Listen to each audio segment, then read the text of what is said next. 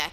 All right, welcome to Inside the Huddle, brought to you by Romo Athletics and powered by the Raw Athletic Booster Club. I'm your host, Tom Brown, and today we got Coach Cody Sneed, the head coach of the track and field Bulldog Lady, Bulldog, and Bulldog team. So thanks for joining us. Thanks for having me. Yeah, not a bad day today, a little bit of a breeze. Enjoying the weather, yep. Kids are having a good time. They're not freezing or anything, so always a good day when they're not being rained on or too cold. Oh, yeah, it's a little bit chillier in the week than we've had everything else from some heat, some sun coming down, so this time of year, that's what it is. Yes, it is.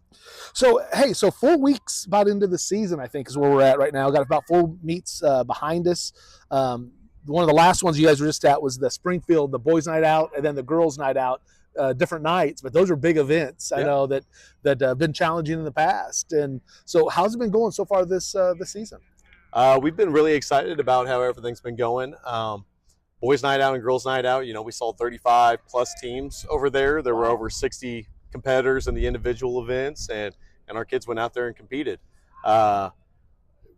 We're very excited about where we're at because to start off the season, you're always wondering how are the kids handling the off season and where are they going to be at. And with our first meet, I mean, just about all of our kids returning from last year, we were comparing their personal records, and they were either at or beating their personal records or getting close to it. So very exciting time. That shows a lot, that there's a lot of growth to be had still, and that's what you want for us to continue to develop. Well, and we were just talking about how you schedule it. A lot of kids, just like anything, you want those meets, you want those events, you want those games. But for track and field specifically, I mean, even more than the other ones, it really comes down to what you're doing here, grinding day in, day out. And then you're using those meets just kind of to calibrate where you're at, just to get that status, right? Yeah. I mean, so talk a little bit about that mindset this year on how you've kind of scheduled out the practices versus the meets. So we dialed back on some of the meets. There would be times we would have compete in 2 meets a week for both JV and varsity, which means that coaches always have to be gone. Yep. And while we leave some here to run practice, it's still difficult to get the specialized coaching for the field events that you would want to. So we have 1 JV meet, 1 varsity meet a week. We try to do it at the beginning and end of the week. And then we also included some Saturday practices this year. Last year, we were trying to give them more rest time. And after talking with some people, and they're really easy days. Yeah. It's not like we're grinding it out, but we made some meets on Saturdays and had practices on Saturdays. And by doing that, we're able to pick up about 2 weeks of additional practice time when it's all said and done. So and that's get those reps in. And again, with track and field, is much of anything else. It's about the PRs, your personal, who you're racing against for yourself, and then what you're able to do when it comes time for the district meet later on. So coming up next, so Friday we got meet up in Jeff City, right? Yes, sir. Lick Lighter Invitational. Nice. And so talk about that. I mean, I know that's one you guys have been to a lot. And what's your thoughts about it? Teams that are coming in, who do we got to look for? Yeah, well, it's an all-day meet. They start at 8:45 in the morning, and we'll go till 5 o'clock. So they run it just like how the state meet time frame is going to be.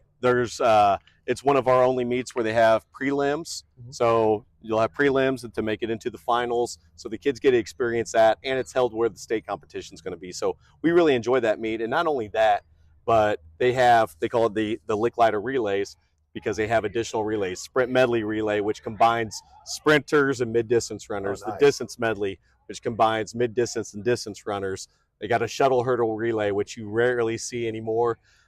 So it's a fun one, and we're kind of loading up on our relays. We love the kids that are part of the relays because it gives you that team atmosphere. So we're kind of loading up with those ones so that they can have a good time, getting them outside of the norms of their normal stuff.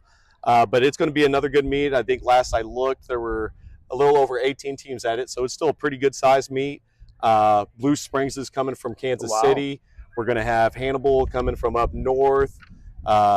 Hickman has some very, very good athletes are going to be coming from Columbia, and then obviously the surrounding schools, Capital City, Helias, other schools around there. Wow, that's going to be going to be a great event. I'm sure the kids, you can tell them right now, they're having some fun out there, having some excitement, which is kind of good to see.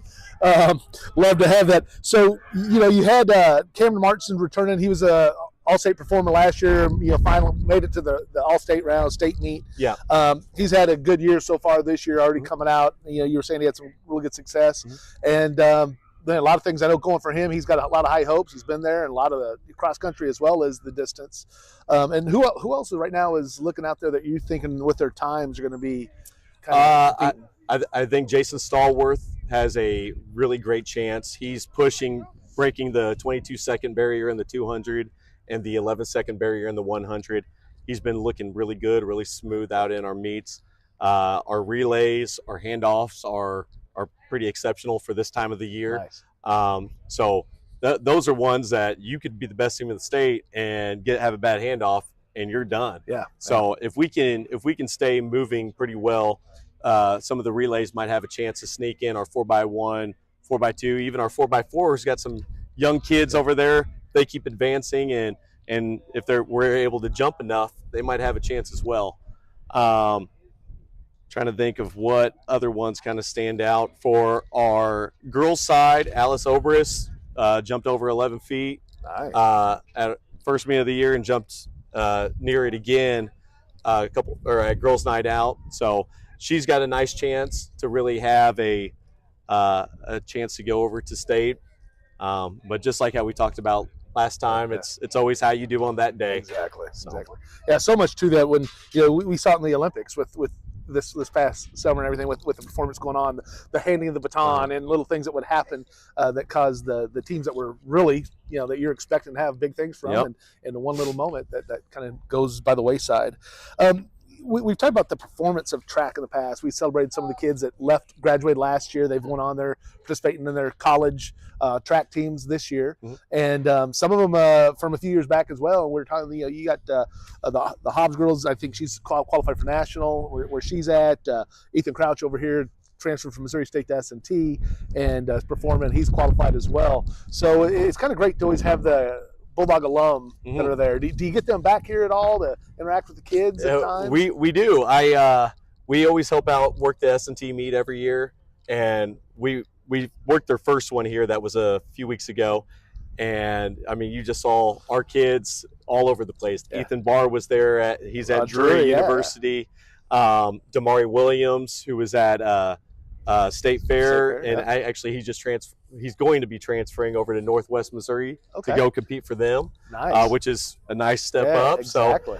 So, you mentioned the Hobbs, you mentioned Crouch. It's been really neat getting a hold of them. We've had a couple of our alumni return. Jessica Mace came over during her spring break around the time the tornado hit, and some of our young girls seeing her kind of starstruck. Yeah.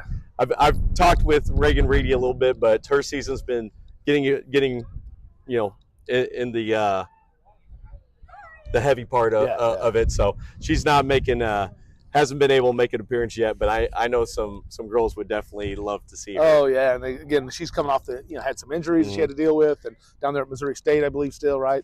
And so that's always great to have the young athletes look up to those ones that have been there before them. Before we finish up here, I want to just talk about our sponsors. So Kobe Wands Skills Academy does a great job doing his training. 2-time All-State Bulldog over at Sullivan High School now. Does a lot of work with the young folks. State Farm, Dan Collier. You might know Dan. Yep. Part of the chain gang, state's best chain gang that we have for football. He's not just a good neighbor. He's a great neighbor. Appreciate everything Dan does. MVP Apparel, Angie Reese. Get some swag going on, Bulldog swag. Got the Inside the Huddle swag here. She does a nice job for me, keeping me looking good, which is kind of tough to do. So she somehow pulls it off, or not. Sorry, that might not be a good promo. Phelps County Bank, 100% employee owned. Bulldog fans at night, bankers by day. So appreciate them, everything they do. You can go to mypcb.com, find out more about them. And I always like to give a shout out to Jackie Morozowitz too at Info Bloom. She does a lot of stuff for the senior signings, seaman events, backdrop rental, balloon decor, and everything. So appreciate everything she does. Coach Sneed, so I do have a final question for you. So if you have to win a contest between the other coaching staff members, are you going to go for a distance event, or are you going to go with a high jump event? Which is going to give you the best chance to win? I'm going throws all the way. No. You got to go distance, or you got to go, because I'm looking one of those two? I'm thinking Corbin might do pretty good on the high jump. Coach Corbin would do amazing at the jumps for sure. Yeah. Coach Zink is one of the few of us that still stays in running shape, so we're all dead in distance. So you're pulling a hamstring. I'm going to pull up. Yeah. Not bad. I don't blame you for that one. Not good on either one. All right. Well, Coach, thanks for joining us today. Good luck on Friday at the Lick Lighter thing. Appreciate it. And for Coach Sneed, I'm Tom Brown from Inside the Huddle of the Heart of the Game. We'll see you next time. All right. Thank you, everyone.